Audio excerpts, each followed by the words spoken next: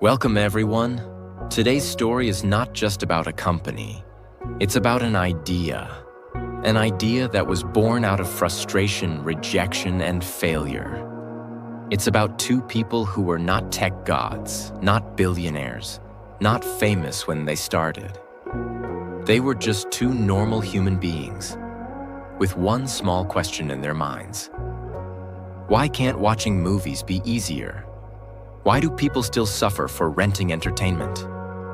This simple frustration turned into a quiet revolution. This quiet revolution destroyed Blockbuster, one of the biggest movie companies in the world. And from that destruction, a new empire was born: Netflix. In this video, we are going deep, very deep, into the full, real, and detailed story of Netflix. We will cover everything: how it started with a $40 late fee, how people laughed at the idea, how the founders were rejected and insulted, how they nearly went bankrupt, how they offered their company to Blockbuster and were humiliated, how they came back with a silent plan that destroyed the giant, and how they became one of the most powerful companies on Earth, changing the way the entire world watches movies. This is not just a business story. This is a story of revenge without violence, obsession without fame, building in silence while everyone doubted you, turning rejection into motivation, outsmarting those who once laughed at you. So if you're someone who has ever been told, your idea is stupid, you can't do this, no one cares what you're building, then stay with me, because this story is going to prove something powerful to you. You don't need to be loud to win. You just need to be consistent, patient, and quietly obsessed. This story isn't just for motivation. It's also great for your English.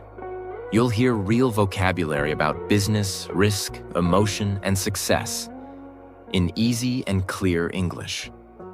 You'll learn how to understand big ideas like rejection, obsession, growth, innovation, mindset. Every sentence in this story is written to help you improve listening skills, learn sentence structure, build confidence in understanding English naturally.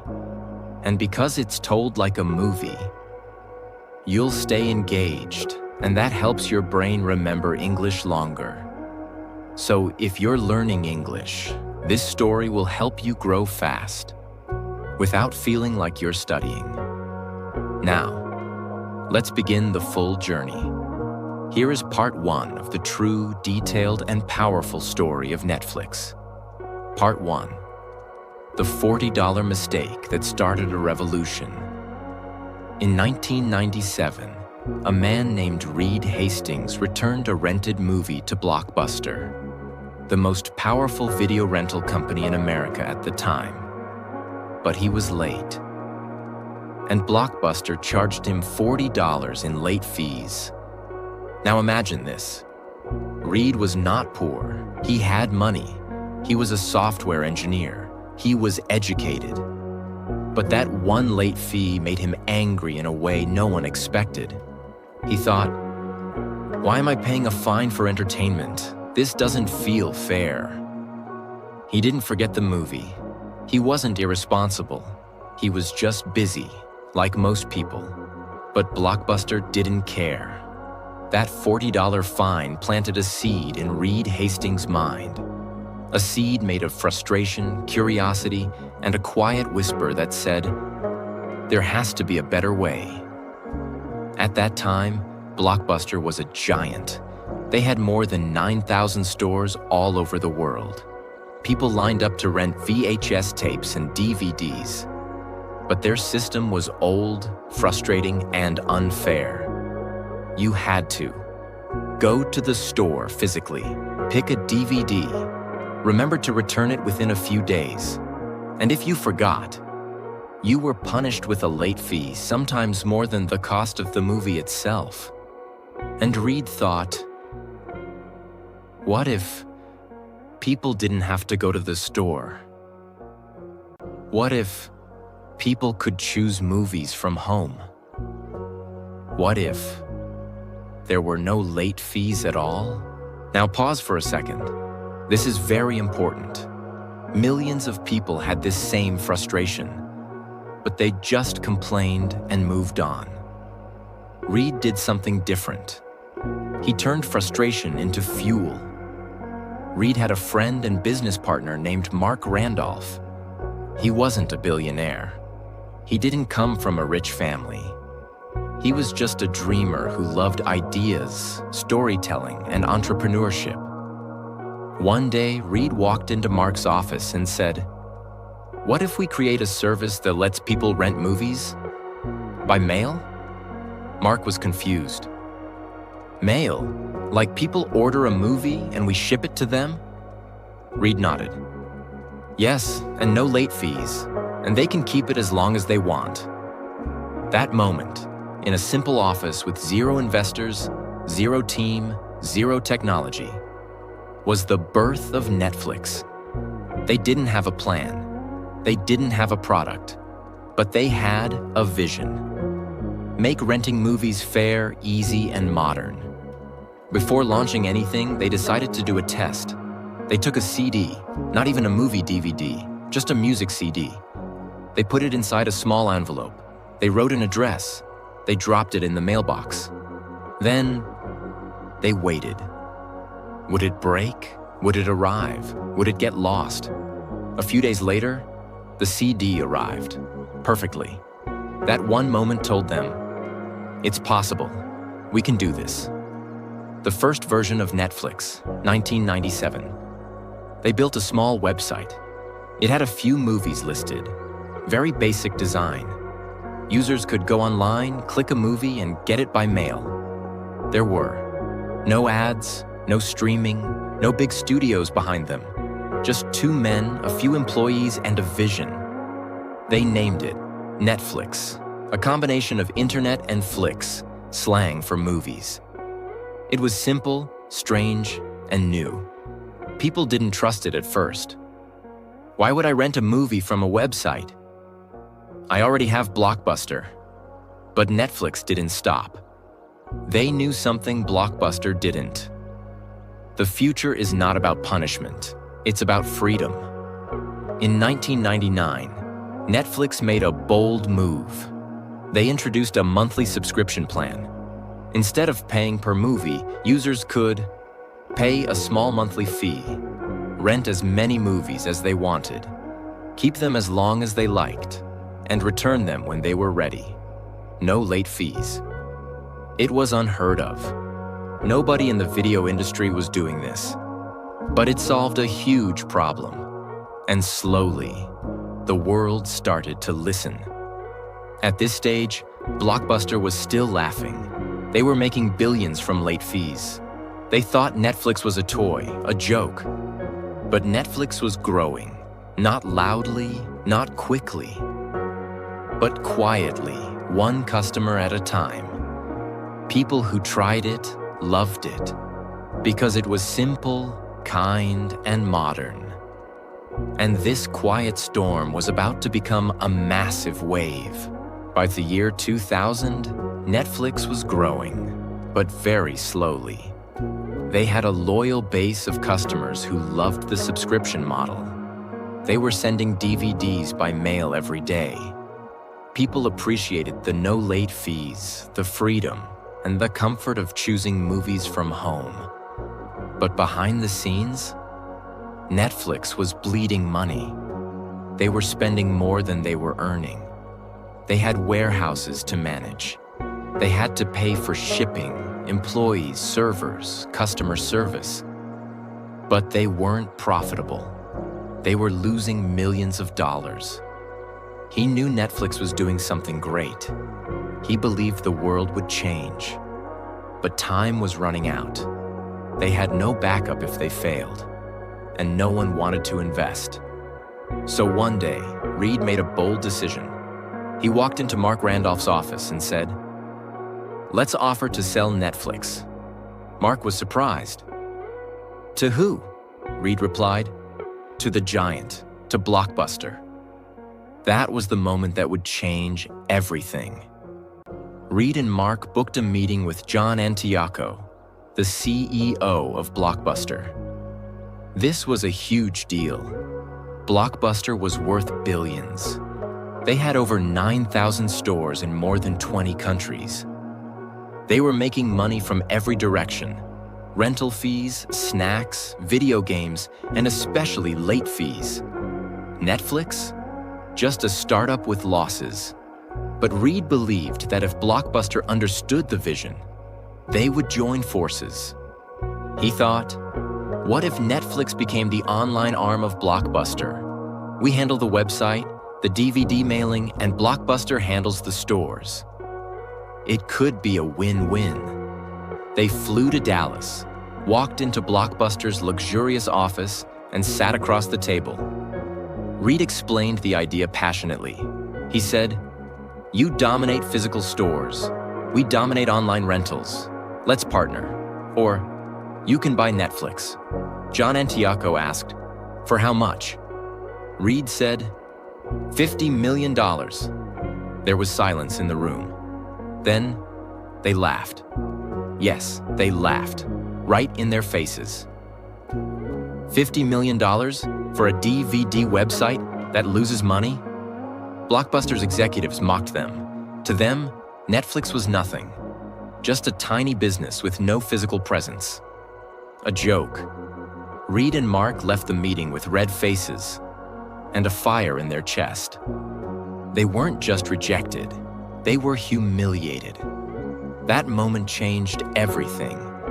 Reed looked at Mark and said, "All right then, let's destroy them." They didn't fight back with words. They didn't post on social media. They didn't complain to the world. They did something 10 times more powerful. They went back to work. Reed and Mark doubled down. They improved the website. They made the algorithm smarter. They reduced the DVD delivery time. They hired better people. They studied what customers loved and gave more of it. And slowly, customer by customer, month by month, Netflix began to rise. Blockbuster didn't notice. They were busy making billions and enjoying power. But while they were sleeping, Netflix was building. Here's a very important detail most people don't know. Netflix introduced something that changed everything. A movie recommendation algorithm.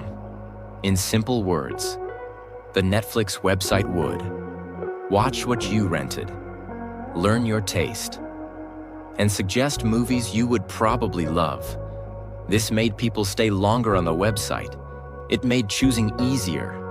It made Netflix feel personal. It wasn't just a DVD company anymore. It was a data-driven entertainment experience. And that one innovation made users feel seen, understood, and valued. By 2003, Netflix had crossed 1 million subscribers.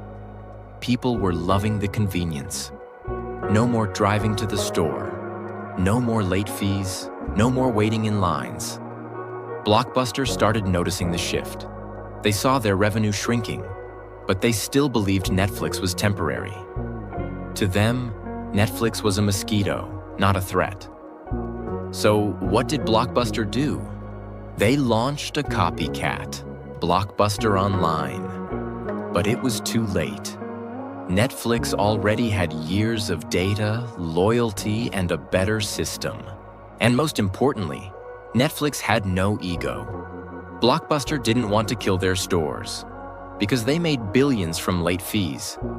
Netflix, on the other hand, had nothing to lose, only the future to build. By 2005, Netflix had millions of happy users, a brilliant tech system, low prices, and full control of the online rental space. Blockbuster kept falling behind. They tried. Cutting prices, mailing DVDs, removing late fees, too late. But people had already fallen in love with Netflix. Why? Because Netflix didn't punish them. Netflix didn't treat them like criminals for forgetting a DVD. Netflix made entertainment feel human, respectful, and modern. Let's talk about what was happening inside the company at this time. Reed Hastings believed in one core idea: give people freedom, treat them like adults. That's why Netflix had no strict dress code. Let employees take unlimited vacation as long as they delivered results. Focused on hiring smart, honest people and giving them space to do great work. This company culture created trust, innovation, and speed. While Blockbuster was stuck in rules, old systems, and arrogance, Netflix became a home for rebels, creators, and thinkers. Part 2. The boldest move that killed a giant. By 2006, Netflix was already winning the battle of DVD rentals. They had crushed Blockbuster's online attempt. They were reaching millions of subscribers, and their system, built on freedom, personalization, and no late fees, had become a silent movement. But Reed Hastings was still not satisfied. Yes, Netflix had grown. Yes, they had loyal customers. But Reed saw something that almost no one else saw at the time. He saw the end of DVDs. He saw the beginning of something invisible. He saw the future. Reed looked at his team and asked, what if people could watch movies instantly? No mail, no envelopes, no waiting. Everyone was confused. In 2006, streaming was a new word. Internet speeds were slow. Watching a full movie online seemed like a crazy dream. But Reed wasn't focused on today. He was building for tomorrow. He believed, if we don't disrupt ourselves, someone else will. Let's pause for a moment and explain the concept of streaming in the simplest way. Streaming means you don't download the movie. You don't wait for a DVD. You just click and the movie starts playing online, like magic. It's what we now use every day. But in 2006, it was revolutionary. There was no YouTube Premium, no Amazon Prime, no Disney Plus. Netflix was about to do something no one in the industry had dared to try. Reed told his engineers to build a system for online movie streaming. But there were challenges. Many customers still use slow internet. Movie studios didn't want to give online rights. No one had done this before at scale. Netflix took a risk. They invested millions in streaming technology. They started negotiating with studios to allow their films online. They trained their users to try watching online instead of waiting for mail. And in 2007, Netflix officially launched instant streaming. Some customers were excited. I can just click and watch? That's amazing. Others were confused. What if my internet is slow? What if the movie stops in the middle? Netflix knew this would happen. They weren't expecting overnight success, but they were betting on one powerful truth. The future always starts small. The internet would get faster, laptops would improve. People would eventually prefer convenience over physical media. While Netflix was quietly moving into streaming, Blockbuster was busy trying to catch up with DVDs, already too late. They were stuck in a cycle of ego and short-term thinking. Blockbuster believed, our stores make billions. People love coming in. Streaming will never work. They didn't see that customers were already tired of driving, tired of paying late fees, tired of standing in line, tired of being punished for forgetting a return. Netflix offered a quiet rebellion. Stay home, get comfortable, watch instantly. And people slowly started switching sides. By 2008, Blockbuster was falling fast. Their stock dropped, their revenue shrank, their loyal customers were leaving. Even their best employees were jumping ship to newer companies. They tried launching a streaming service, but they were years behind. and their brand had already been damaged. Netflix had taken the lead, not by being loud, but by being early, smart, and brave. And this time, there was no turning back. While Blockbuster was falling, Netflix kept innovating. Here's what they did next. Step by step. 1. They made streaming better. Netflix invested in content delivery networks, CDNs. These made movies load faster and play smoother. Video compression, so even slow internet could stream movies. Simple user interface, so even non-tech people could use it easily. They studied how people watched, when they paused, what they skipped, and used that data to improve everything. 2. They improved recommendations. Netflix didn't just show random movies.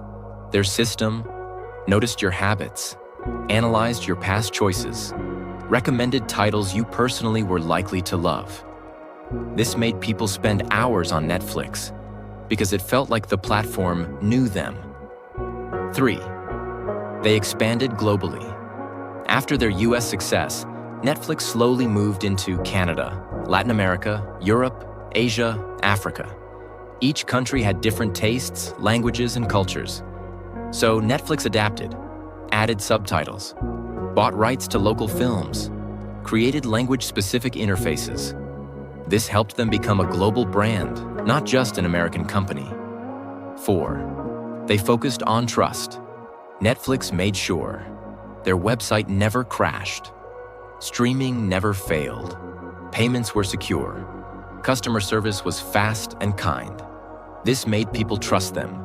And in business, trust is everything. By 2010, something unthinkable happened. Netflix was now the leader in home entertainment. Blockbuster, once worth billions, filed for bankruptcy. Their stores were shut down one by one. The company that laughed at Netflix was now dead. It wasn't a war. There was no fight in public. Netflix killed Blockbuster without screaming. They did it by evolving, by seeing the future, by listening to customers, and by staying focused while the giants slept. By now, people were saying, "Let's Netflix tonight." Are you watching anything on Netflix? I binged an entire show. Netflix wasn't just a company anymore. It was becoming a part of life. Just like Google means search, Netflix started meaning watch. That's when Reed Hastings and the team knew. We're not just a service, we're now the future of entertainment. Part 3. From renting to ruling. How Netflix became the world's entertainment king. By the end of 2010, Netflix had already done the impossible. They had destroyed Blockbuster, the most powerful name in movie rentals. They had changed the way people watched movies, from mailing DVDs to streaming online. They had become a trusted, growing, and beloved brand in millions of homes. But once again, Reed Hastings wasn't satisfied. He asked his team one simple but powerful question. What happens if one day the movie studios stop giving us their content? Because here's what most people didn't know. Netflix was only a platform. They streamed movies and shows, but they didn't own them. They were renting entertainment from major studios like Warner Brothers, Disney, Paramount, and others. And that was a dangerous place to be. Reed believed that the future of Netflix could not depend on other people. He wanted full control, because renting other people's content meant they could raise prices anytime. They could remove movies anytime. They could partner with Netflix's competitors anytime. So he told his team, "We are not just a tech company anymore. We are going to become a studio. We will create shows and films under the Netflix name." At first, many people thought this was a terrible idea. Netflix had no experience in film production, no Hollywood connections, no big actors, no directors, no track record. But Reed was used to doubt. He didn't care about opinions. He cared about direction. In 2011, Netflix heard that a few studios were discussing a remake of a British political drama called House of Cards. It wasn't a superhero story. It wasn't an action-packed blockbuster. It was a slow, serious, dark show about politics, betrayal, and power. But Netflix did something no one expected. They outbid major TV networks like HBO and NBC, offering $100 million to make 2 seasons of House of Cards. Yes, a tech company with no filmmaking experience just offered $100 million to make a serious drama. And they didn't ask for a pilot episode. They gave full freedom to the creators. Why? Because Netflix had data. They knew millions of people loved political dramas. Kevin Spacey, the lead actor, had a strong fan base. People who watched similar shows watched all the episodes, binge watching. So Netflix trusted their data and made a massive bet. Here's what shocked the industry even more. When Netflix launched House of Cards in 2013, they didn't release 1 episode per week like TV channels. Instead, they dropped the full season, all episodes, at once. Why? Because their data showed that people loved binge watching. They didn't want to wait a week for the next episode. They wanted to finish a show in 1 night, 1 weekend, 1 breath. This changed the entire TV industry. Now viewers had control over when and how they watched, freedom from TV schedules, power to decide their pace. House of Cards became a global hit. It won Emmy Awards, got amazing reviews, and gave Netflix credibility as a content creator. For the first time in history, a company that started with DVDs was now creating high-quality, award-winning shows on its own platform. This moment was a turning point. After House of Cards, Netflix moved fast. They built studios. They hired experienced producers. They signed deals with actors, writers, and directors. They created a new brand inside Netflix called Netflix Originals. This meant, this show or movie is made by us, belongs to us, and can only be found on Netflix. And that's when things exploded. Here are just a few of the shows that Netflix created in the next few years, each one becoming a global sensation. 1. Stranger Things, 2016. A sci-fi mystery about missing kids in a secret government lab. It had nostalgia, thrill, monsters, and heart. Made actors like Millie Bobby Brown global stars. Built a massive fan base across all age groups. 2. Narcos, the true story of Pablo Escobar, told like a crime documentary. Action, drugs, money, power, politics. A perfect mix of storytelling and real history. Loved by both English and Spanish-speaking audiences. 3. Money Heist, La Casa de Papel, a Spanish-language heist drama. Netflix bought the rights and re-released it with subtitles. It became a worldwide phenomenon.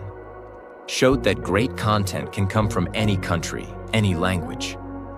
4. The Crown, a historical drama about the life of Queen Elizabeth II. Expensive, elegant, educational. Showed Netflix's ability to do prestige content. 5. 13 Reasons Why, Dark, You, The Witcher, and many more. Each show brought something new. New emotions, new audiences, new storytelling styles, and each one built Netflix's brand further. Netflix wasn't just making content randomly. They used their own user data to understand what types of stories people loved, see what actors had strong fan bases, learn which genres were missing from TV. This made their content decisions smarter than traditional studios. They were mixing creativity plus data. something old film companies didn't know how to do. By now, Netflix was doing something no one in history had ever done. They were creating shows that were watched in over 190 countries, translated into dozens of languages, streamed by people of all ages, backgrounds, and cultures. People weren't just watching Netflix. They were living inside Netflix stories. Characters became global icons. Soundtracks went viral. Merchandise exploded. Meme culture exploded. Netflix was no longer just a service. It was a global entertainment culture. Before Netflix, the entertainment industry was dominated by Hollywood. But Netflix proved that great stories can come from anywhere. That's why they invested in Korean dramas, Spanish thrillers, German science fiction, Indian originals, African documentaries, Turkish romance series. They gave creators around the world a platform, and the world responded with love. Some incredible global hits included Squid Game, Korea; Sacred Games, India; Lupin, France; Fauda, Israel; Elite, Spain. This global expansion helped Netflix reach more than 200 million paid subscribers worldwide by 2021. They weren't just a company anymore. They were the largest entertainment network on Earth. While traditional studios relied on box office sales, cable TV, advertisements, Netflix focused on subscriptions. Their logic was simple. If we make amazing content that people love, they will keep paying monthly, forever. This model worked beautifully. Why? Because it created predictable revenue. It didn't depend on box office hits. It gave them freedom to take risks. It gave creators artistic control, and it kept customers happy. No ads, no waiting, no nonsense. They made money through loyalty, not interruption. This was revolutionary. Internally, Netflix was building something just as powerful, a culture that attracted top talent. Their employee culture was based on two key values. 1. Freedom, you're trusted like an adult. 2. Responsibility. You're expected to act like a leader. They offered no micromanagement, no vacation tracking, no time clocks, but extremely high expectations. If someone didn't perform, Netflix let them go, kindly but clearly. If someone thrived, they were given more freedom, more impact, more opportunity. This created a team that was fast, smart, fearless, obsessed with improvement. This internal strength helped Netflix stay 10 steps ahead of the competition. Netflix's success was so massive that it woke up other tech giants. Soon, the battlefield got crowded. Amazon Prime Video launched. Disney Plus entered the game. Apple TV Plus joined. HBO Max, Peacock, Paramount Plus, and many more began fighting for attention. Everyone wanted a piece of the streaming empire. But here's what mattered. Netflix wasn't afraid. Why? Because they had a 10-year head start, deep knowledge of their users, a massive content library, an unmatched global brand. Netflix knew the world is big enough for competition, but only the best will survive. And Netflix planned to stay the best. Once again, Netflix pushed boundaries. They launched shows where the viewer could control the story. Example: Black Mirror Bandersnatch. In these shows, you decide what the character does. Your choices change the outcome. It's like watching and playing a game at the same time. This was another signal that Netflix was not just following trends. They were creating them. While the public saw cool shows and easy streaming, behind the scenes, Netflix was becoming a technology powerhouse. They built custom video compression tools for faster streaming, used AI to personalize user recommendations, created original sound mixing systems, designed thumbnail images differently for each user. So you see a poster, you're more likely to click. They didn't just make content, they engineered the experience. Netflix became a perfect example of art meets science, creativity powered by data. When the world shut down during COVID-19, movie theaters closed, concerts stopped, events were canceled. But people still needed entertainment. They needed escape, emotion, connection, and comfort. Netflix became a lifeline. People streamed more than ever. New users signed up by the millions.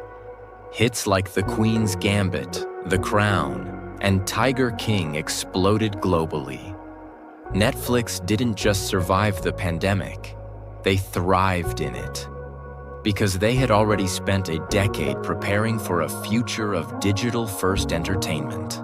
By the time the world entered 2021, Netflix had already become more than just a streaming platform. It had become a global leader in entertainment, a culture people lived inside, a household name in almost every country on Earth. But here's the truth no one wants to hear. Success creates enemies. Fame brings pressure. And the top is always the loneliest place. In this chapter, you will see the real struggles Netflix began to face. The rise of powerful competitors, internal pressure to keep growing, backlash from critics and governments, public controversies, and how Netflix started to expand into completely new worlds. This is the part of the story where every empire gets tested. By 2021, the battlefield of streaming had changed dramatically. In the early days, Netflix was the only real player. But now, it was surrounded. Let's break down its biggest competitors and why they were dangerous. Amazon Prime Video, backed by Jeff Bezos, bundled with Amazon Prime shipping service. Huge money power, global scale, invested heavily in content like The Boys, Reacher, and Lord of the Rings, the Rings of Power. Disney Plus, backed by Disney, one of the most powerful media companies in history. Owned Marvel, Star Wars, Pixar, National Geographic. Within 2 years, gained over 100 million subscribers. Family-friendly and filled with nostalgia. 3. HBO Max, known for high-quality content. Game of Thrones, Succession, The Batman. Had strong industry respect, positioned as the premium competitor. 4. Apple TV Plus, Peacock, Paramount Plus, and more. Each had their own strategies. Some focused on news, others on sports. All of them wanted one thing: to take Netflix's crown. For the first time in its life, Netflix wasn't alone anymore. It had to fight, not just for growth, but for survival at the top. The challenge with being number one is this: you can't stop growing, even for a second.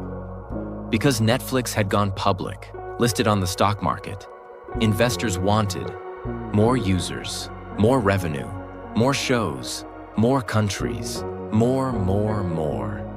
Every quarter, Netflix had to prove that more people were joining, that people were staying, that content was working. This put enormous pressure on teams. Writers had deadlines. Engineers had to fix bugs instantly. Executives had to make bold decisions, fast. The world only saw the glamour. But behind the scenes, it was a pressure cooker. With global fame came global judgment. Netflix now had political pressure, cultural criticism, religious backlash, moral debates, and endless scrutiny. Let's look at some major issues they faced. Content offense. Some groups, certain shows were seen as too violent or too sexual, or insensitive to religion or culture. In countries like India, Turkey, and the Middle East, this became a major issue. Netflix had to balance freedom of expression with local sensitivities. Some governments threatened to ban content. Others demanded censorship. Activists and public groups protested. Netflix had to respond carefully. Dave Chappelle's special controversy. In 2021, Netflix released a stand-up special by comedian Dave Chappelle. Some people found it funny. Others found it deeply offensive, especially in the LGBTQ+ community.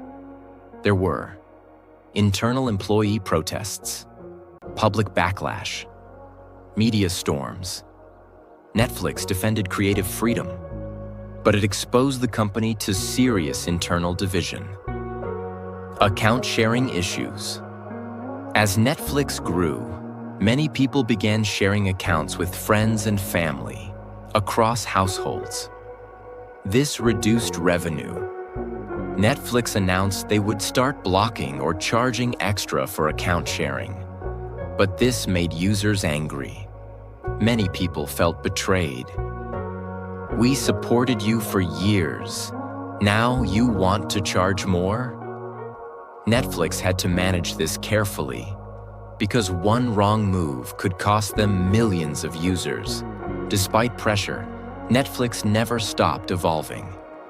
Let's break down how they continued to innovate and where it worked and failed. Mobile-first strategy. Netflix began building shows especially for smartphones, especially in countries like India, Indonesia, and Africa. They introduced lower mobile-only pricing, vertical format experiments, more subtitles and dubbing options. The goal was to reach the next billion users. Gaming. Netflix made a bold move. They entered the gaming world. Why? Because they believed, if people love Netflix stories, maybe they want to play inside them. They launched Netflix Games, where users could download mobile games for free with their subscription. Some were based on Netflix shows, others were original. But this was a risky expansion, because building great games is completely different from streaming video. Still, it showed Netflix's hunger to evolve. Interactive stories and experiments. Netflix kept experimenting with choose your own path stories, live streaming events, global watch parties, AI-generated recommendations. They believed, we are not just a movie company, we are the future of entertainment. But every innovation came with cost, risk, and the pressure to impress millions of users instantly. By 2022 to 2023, Netflix reported, for the first time, that they had lost subscribers. This was shocking. People were spending less. Competition was strong. Some were canceling to save money. Others were switching to cheaper platforms. Netflix stock dropped sharply. The media called it the fall of Netflix. People started asking, is the Netflix era over? But here's the truth. Every empire faces storms. What matters is how they respond. Netflix answered with better, stronger content. Wednesday, All Quiet on the Western Front, The Sandman, The Diplomat. New pricing tiers, including cheaper plans with ads, stricter rules on account sharing, and investment in global content creation from Korea, India, Nigeria, France, and more. They weren't just reacting, they were reinventing themselves again. And it started working. Their stock began recovering. Their subscriber base started rising again. And their belief in long-term thinking paid off. Once again, Netflix was no longer a young dream. It had become a global empire, and empires must fight to stay alive. But what made Netflix different was this. They didn't cry when challenged. They didn't panic when judged. They didn't blame others when growth slowed. They adapted. They changed. They experimented. They evolved. And they proved something powerful. Success is not about avoiding failure. Success is about rising. every time the world tries to pull you down. Part 4. The Legacy of Netflix and What the Future Will Remember. We've seen the full journey of Netflix so far. It started from a $40 late fee, faced rejection and humiliation by Blockbuster, took the world by surprise with streaming, created a revolution through original content, built a global empire across countries, languages, and cultures. And even after criticism, pressure, and competition, it fought back and continued evolving. But now we reach the final and most important chapter of this story. What is Netflix building next? What will its legacy be? And what can you, the viewer, learn from this journey? This isn't just about a company anymore. This is about a mindset, a way of thinking, building, and living that changed the world. As the world races into 2025 and beyond, entertainment is changing once again. The next revolution is not just about movies, shows, or even streaming. It's about something bigger: artificial intelligence, virtual reality, augmented reality, interactive worlds, personalized storytelling, AI-generated content. And Netflix is already preparing for this future.